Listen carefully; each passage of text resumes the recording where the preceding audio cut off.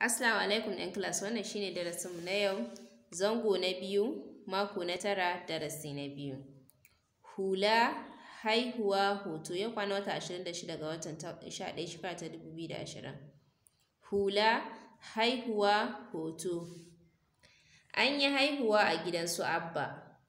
An yi haihuwa a gidan su Abba. An fara hidimar biki. An fara hidimar biki. An saya wa Abba hula. An saya wa Abba hula. An saya wa Amina 'yan hannu. An saya wa Amina 'yan hannu. Sun yi hoto da jariri. Sun yi hoto da jariri. An saya wa Abba. An saya wa Abba. Ho, hu, hun.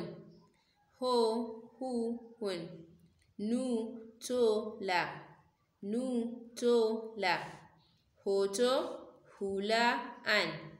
Hoto, hula, an.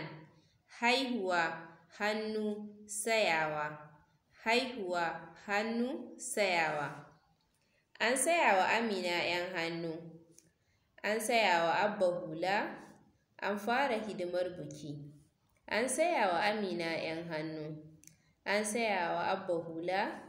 An fara hidimar biki. Wannan shine darasinmu na yau, sai kuma gobe idan Allah ya kai mu kasance da wannan karatu a koda yaushe. Yau sai anjima.